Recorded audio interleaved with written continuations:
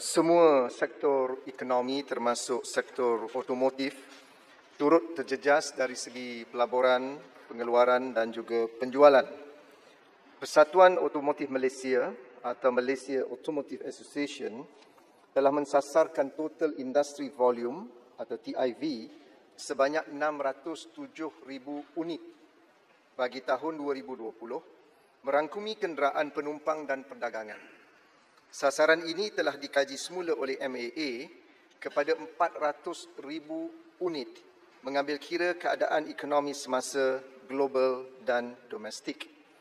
Penjualan kenderaan penumpang dan perdagangan telah mengalami kemerosotan mendadak dalam bulan April 2020 dengan mencatatkan hanya 141 unit berbanding dengan jualan dalam bulan Mac 2020 sebanyak 22,478 unit.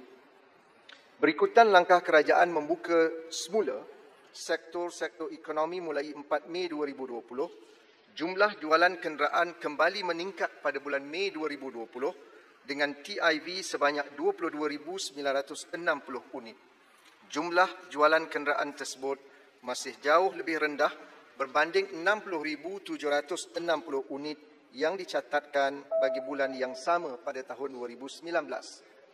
Menerusi perangkaan yang dikeluarkan oleh Motorcycle and Scooter Assemblers and Distributors Association of Malaysia atau MASAM, tiada sebarang transaksi jualan motosikal dilakukan pada April 2020. Walau bagaimanapun, penjualan motosikal kembali mencatatkan penjualan sebanyak 19,507 unit pada Mei 2020 dan 42,190 unit pada Jun 2020. Pelan Jana Semula Ekonomi Negara atau Penjana telah menawarkan insentif pengecualian cukai jualan 100% bagi kenderaan penumpang yang dipasang di dalam negara dan pengecualian 50% ke atas kenderaan penumpang yang diimport. Kadar cukai jualan adalah 10% daripada harga kenderaan di kilang. Pengecualian cukai jualan adalah bertujuan untuk membantu merancakkan semula jualan kenderaan penumpang di dalam pasaran domestik.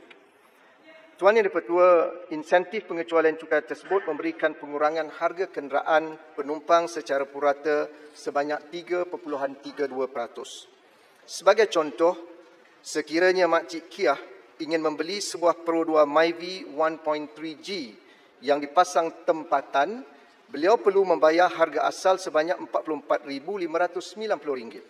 Dengan pengecualian cukai jualan 100%, beliau kini hanya perlu membayar RM43,029 dengan kadar penjimatan sebanyak RM1,561 atau 3.5%.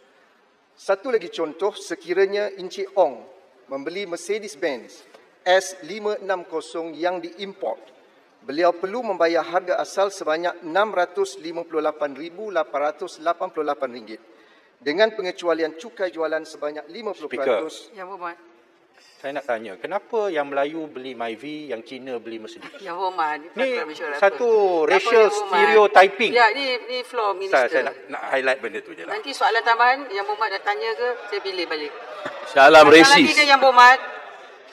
Panjang lagi ke yang Muhammad tadi? Saya sebut tadi sebagai satu contoh. Tapi boleh Saya boleh bagi tukar jawapan satu lagi bertulis yang contoh. Muhammad tadi. Sekiranya Encik Khalid membeli Mercedes-Benz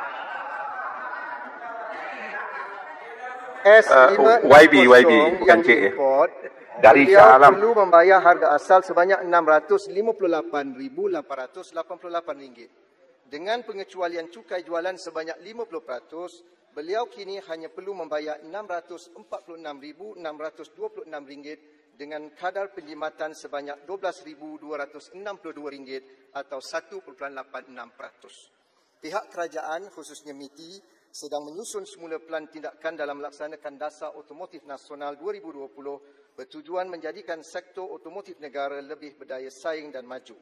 Langkah ini akan dapat membantu menyegerakan pemulihan sektor otomotif negara melalui galakan pelaburan dalam segmen kenderaan berteknologi tinggi, dan mesra alam sekitar, pembangunan tenaga mahir tempatan, peningkatan aktiviti pembuatan bernilai tinggi, terutamanya bagi produk pasaran lepas jualan atau dengan izin after sales market, serta mengaplikasikan teknologi termaju dalam rantaian bekalan otomotif. Terima kasih.